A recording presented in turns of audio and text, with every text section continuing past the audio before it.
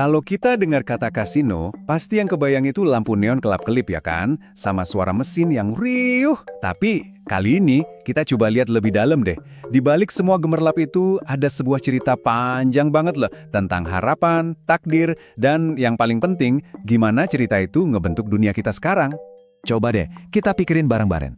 Sebenarnya apa sih yang dijual kasino?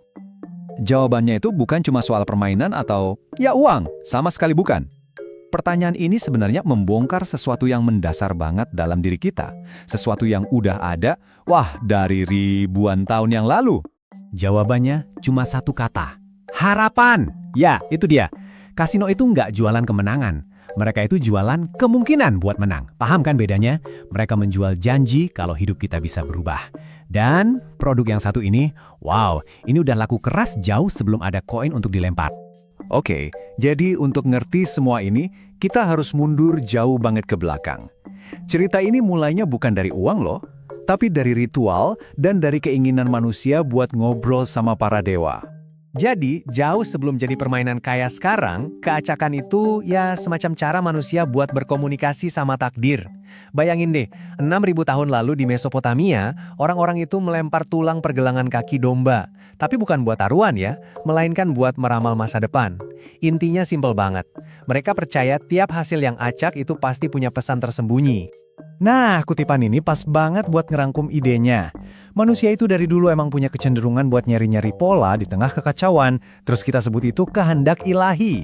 Dan dari sinilah semuanya berawal.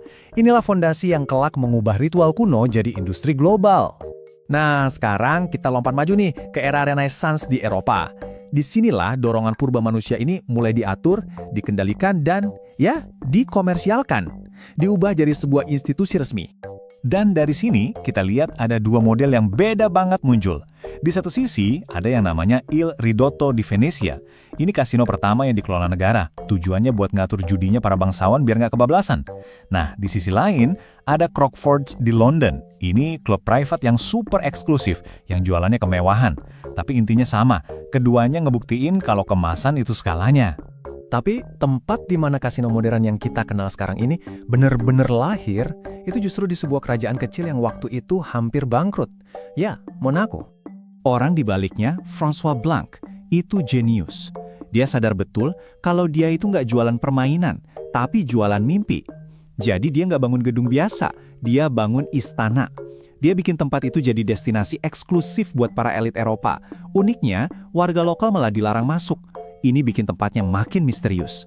Terus, permainannya kayak roulette, dibikin lebih bagus peluangnya buat pemain. Ya, itulah resep rahasia Monte Carlo. Oke, sekarang kita nyebrang samudra ke Amerika.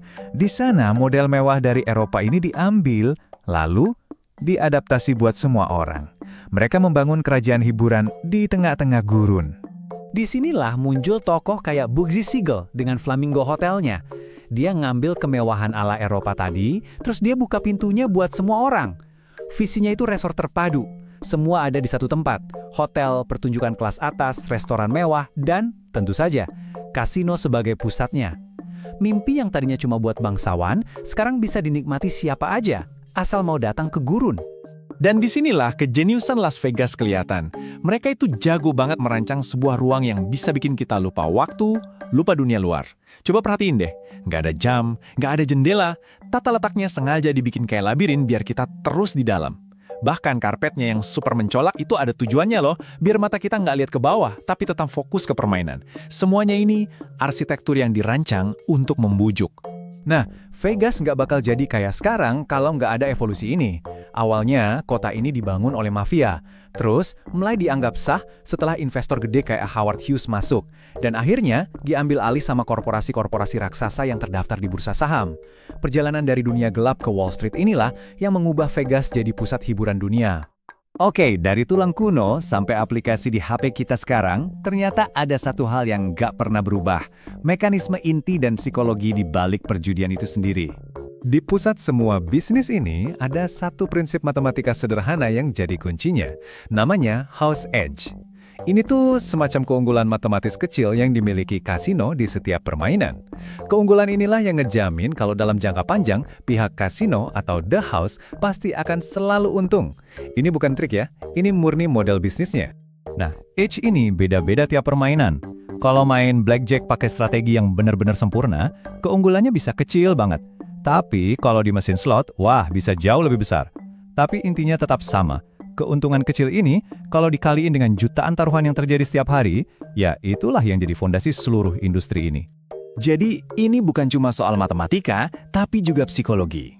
Otak kita itu ternyata gampang banget kecantol sama yang namanya hadiah yang gak terduga. Sensasi, wah, nyaris menang di mesin slot itu sengaja dirancang buat mancing respons ini di otak kita. Bikin kita penasaran dan pengen coba, sekali lagi deh. Dan kalau kita lihat sekarang, kasino itu udah nggak cuma ada di Vegas. Di Amerika Serikat aja, pangsa pasar terbesarnya malah dipegang sama kasino suku asli Amerika. Belum lagi dengan adanya judi online dan taruhan olahraga, sekarang kasino itu benar-benar ada di saku kita. Bisa diakses kapan aja, 24 jam sehari. Jadi pertanyaannya sekarang, setelah 6.000 tahun, dari zaman ngelempar tulang sampai sekarang kita cuma perlu ketuk layar HP, apa sih yang benar-benar berubah dari hubungan kita dengan ketidakpastian? Mungkin teknologinya aja yang berubah, tapi produk yang dijualnya kayaknya masih sama. Kita cuma terus-menerus bikin mesin yang lebih canggih buat ngejual komoditas paling tua di dunia, yaitu harapan.